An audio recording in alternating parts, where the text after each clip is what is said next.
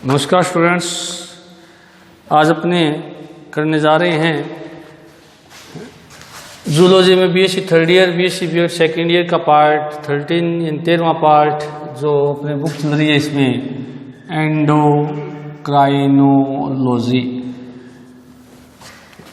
यहाँ इस बुक के अंदर अपने अभी तक पढ़ चुके हैं कि जो हमारी एंडोक्राइन ग्लैंड है वो कौन कौन सी, उसमें से हमें जो विस्तृत अध्ययन करना शुरू किया था वो था पीयूष ग्रंथि।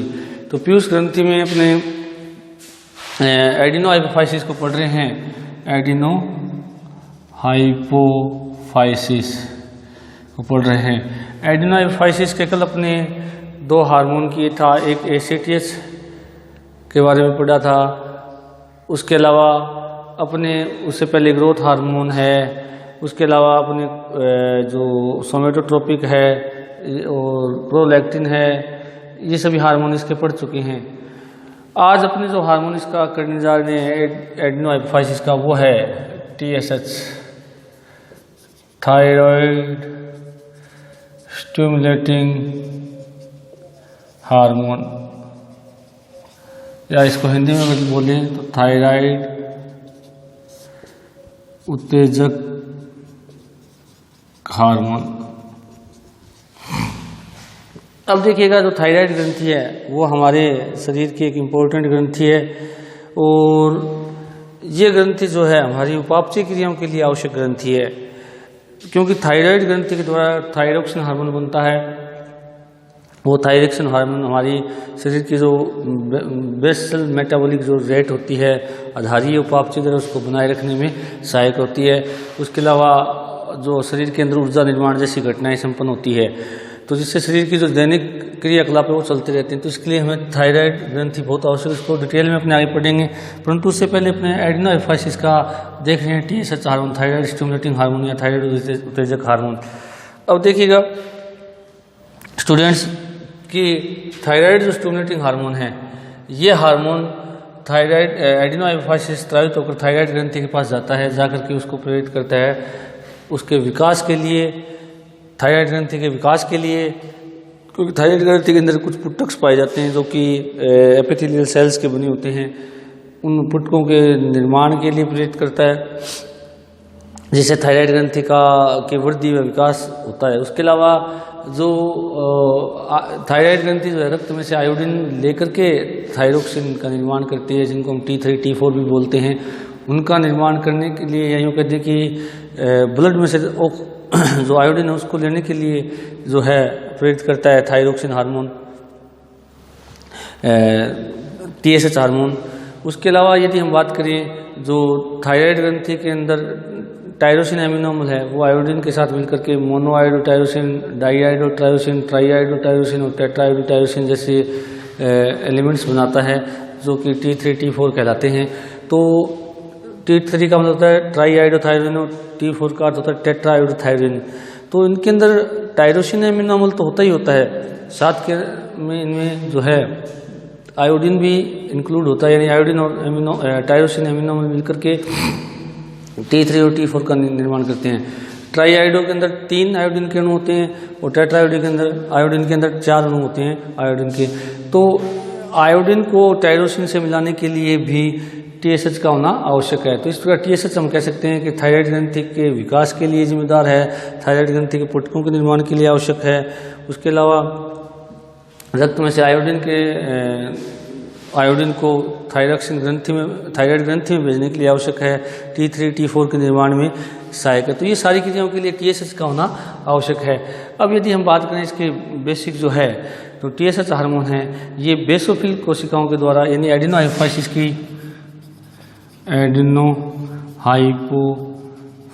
की बेसोफिल कोशिकाओं से स्रावित होता है, बेसोफिल सेल से संश्लेषित होता है।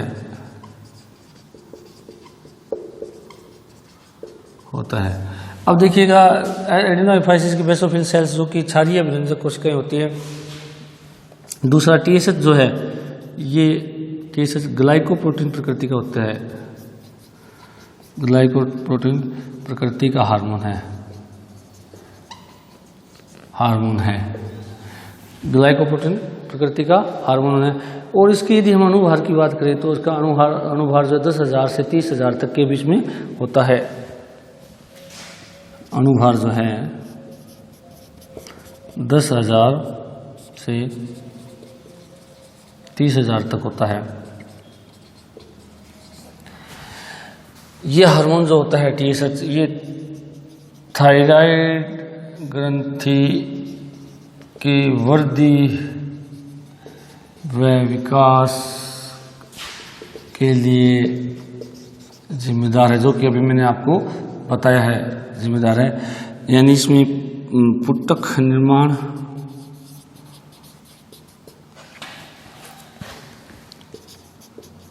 आयोडीन को रक्त से लेने में सहायक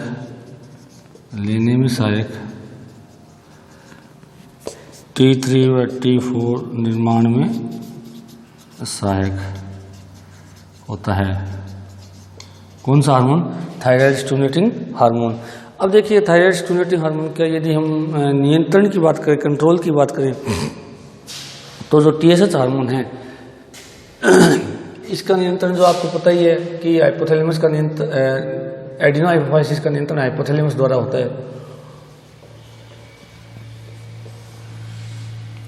परंतु हाइपोथैलेमस मैंने बताया था कि या तो रिलीजिंग फैक्टर द्वारा या इनहिबिटरी फैक्टर, इन दो के द्वारा कंट्रोल करती है। परंतु यदि हम बात करें TSH के संदर्भ में, तो TSH के संदर्भ में हाइपोथैलेमस के द्वारा केवल thyroid stimulating hormone releasing factor बनता है। केवल क्या बनता है? TSH RF, इनहिबिटरी फैक्टर नहीं बनता है। ये कहाँ आता है? एडिनो हाइपोफाइसिस के पास।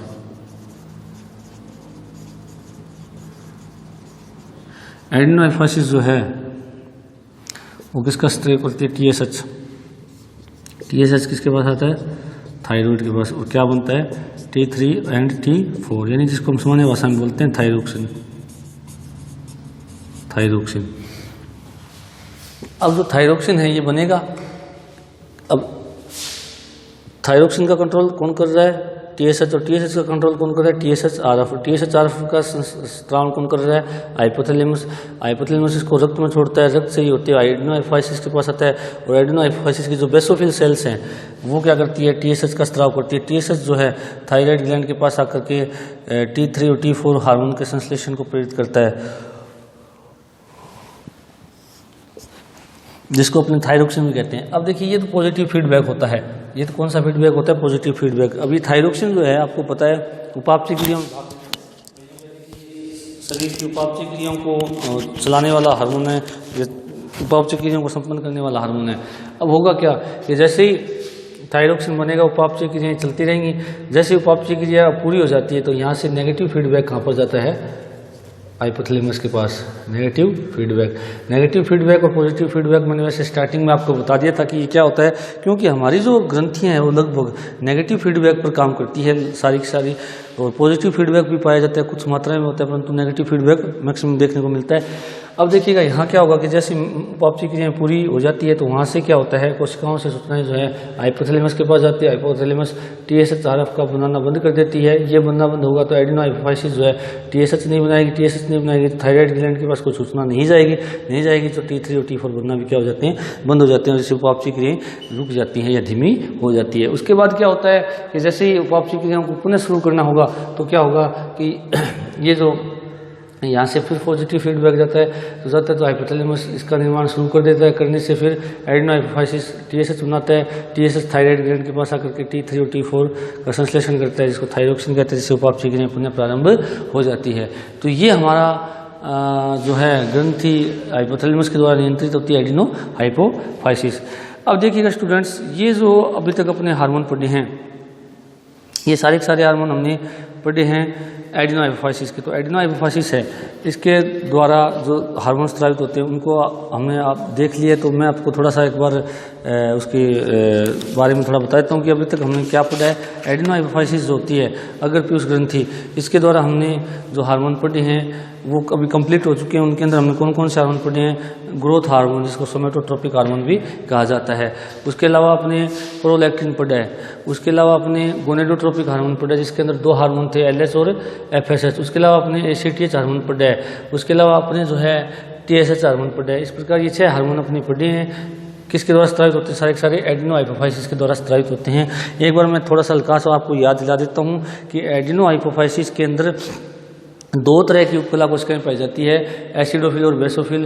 एसिडोफिल अम्लीय अभिरंजकों द्वारा अभिरंजित होती है, जबकि बेसोफिल क्षारीय अभिरंजकों द्वारा अभिरंजित होती है। ये दोनों क्या करती हैं कि हार्मोन्स का संश्लेषण भी करती है और स्त्रवण भी करती है रक्त के अंदर। और इनका कंट्रोल जो है वो हाइपोथैलेमस के द्वारा होता है। हाइपोथैलेमस के द्वारा 2 प्रकार के फैक्टर बनते हैं। रिलीजिंग फैक्टर तो सभी हार्मोन के लिए बनते ही बनते हैं, परंतु कुछ हार्मोन ऐसे हैं जिनके लिए इनहिबिटरी फैक्टर्स भी बनते हैं। तो इस प्रकार हाइपोथैलेमस जो है वो एडिनो हाइपोफाइसिस के हार्मोन्स का रिलीजिंग फैक्टर और इनहिबिटरी फैक्टर द्वारा नियंत्रण करती है। अब बात आती है कि हमने पढ़ा था कि जो पिट्यूटरी ग्लैंड है वो 2 भागों में बंटी होती है। एडिनो हाइपोफाइसिस जिसको हम पढ़ चुके हैं, उसके 5 या 6 जो हार्मोन बन रहे हैं उनको हमने देख लिया है। अब बात करते हैं न्यूरो हाइपोफाइसिस। अब मैं आपको थोड़ा बता देता हूँ कि न्यूरो हाइपोफाइसिस जो भाग है वो पीयूष ग्रंथि का बहुत छोटा भाग होता है, लगभग 20 से 30% भाग होता है। और न्यूरो हाइपोफाइसिस जो है इसके द्वारा हार्मोन्स का केवल संग्रह होता है, उनको रक्त में छोड़ा जाता है। क्योंकि न्यूरो हाइपोफाइसिस के अंदर जो हार्मोन संग्रहित होते हैं वो एक्चुअली में हाइपोथैलेमस की जो नर्व सेल्स होती हैं उनके केंद्रक के द्वारा या उनके नर्व सेल की साइटोन के द्वारा स्रावित बने हुए हार्मोन होते हैं, जिनको न्यूरो हार्मोन भी कहा जाता है। वो हार्मोन्स केवल न्यूरो हाइपोफाइसिस इकट्ठा करती है और उनको रक्त में छोड़ती है। यानी न्यूरो हाइपोफाइसिस खुद के स्वयं के कोई हार्मोन नहीं बनाती है, जिनको अपने देखते हैं। न्यूरो हाइपोफाइसिस के द्वारा मैं बता देता हूँ 2 हार्मोन्स बनते हैं। एक तो है ADH एंटी डायूरेटिक हार्मोन, जो शरीर के अंदर जल और लवण की मात्रा का संतुलन बनाए रखता है, या यूँ शरीर में कहते हैं कि जल का जो नियमन है उसको बनाए रखने में सहायक है। और दूसरा हार्मोन जो है वो है अपना ऑक्सीटोसिन। ऑक्सीटोसिन से आप भली भांति वाकिफ़ है, जो कि ऑक्सीटोसिन जो है हम घरों के अंदर जब भी पशुओं का दूध निकालते हैं तो उससे पहले उसको ऑक्सीटोसिन का इंजेक्शन दिया जाता है। तो ऑक्सीटोसिन का पहला काम तो यही होता है कि वो दुग्ध स्त्रवण को प्रेरित करने वाला हार्मोन है। देखिएगा कि प्रोलैक्टिन जो दुग्ध संश्लेषण को प्रेरित करने वाला हार्मोन है, जो कि एडिनो हाइपोफाइसिस के द्वारा स्रावित होता है, जबकि ऑक्सीटोसिन जो है वो दुग्ध स्त्रवण को प्रेरित करने वाला हार्मोन्स है। और दूसरा जो इसका कार्य है वो है प्रसव पीड़ा प्रारंभ करना। ऑक्सीटोसिन जो है जब कोई भी मतलब फीमेल जेस्टेशन पीरियड में होती है, गर्भावस्था में होती है, जेस्टेशन पीरियड गर्भावस्था जैसी पूरी होती है तो उसके अंदर जब प्रसव पीड़ा शुरू होती है, तो प्रसव पीड़ा का मतलब ये होता है कि जो गर्भाशय है उसके अंदर पेशियों में कर्माकुंजन गतियाँ शुरू होती है, तो उन गतियों को शुरू करने का कार्य जो है ऑक्सीटोसिन ही करता है। और ऑक्सीटोसिन जो है वो हार्मोन जो है न्यूरो हाइपोफाइसिस के द्वारा स्रावित होता है, कुछ मात्रा में प्लेसेंटा के द्वारा भी स्रावित होता है। और ये हार्मोन जो है वो बच्चे के प्रसव के लिए भी आवश्यक होता है, जिसको अपने आगे भी पढ़ रहे हैं। तो अभी हम बात करने जा रहे हैं न्यूरो हाइपोफाइसिस की।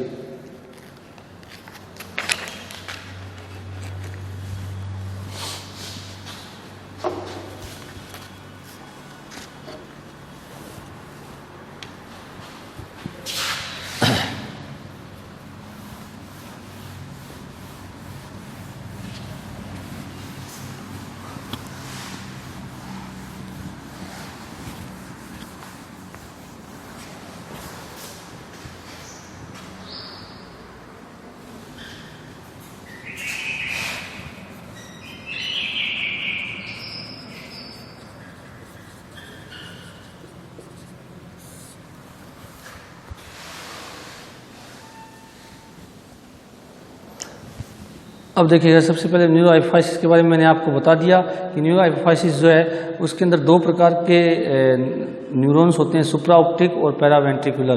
पैरावेंट्रिकुलर जो होता है, पहला है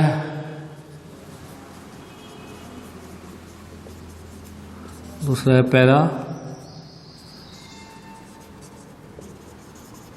पैरावेंट्रिकुलर और सुप्रा ऑप्टिकल न्यूरॉन। ये दो तरह के न्यूरॉन्स होते हैं जो कि हाइपोथैलेमस की ही होती है, तंत्रिका कोशिकाएं होती हैं। अब सुप्रा ऑप्टिक जो है, सुप्रा ऑप्टिक के द्वारा ऑक्सीटोसिन का स्राव होता है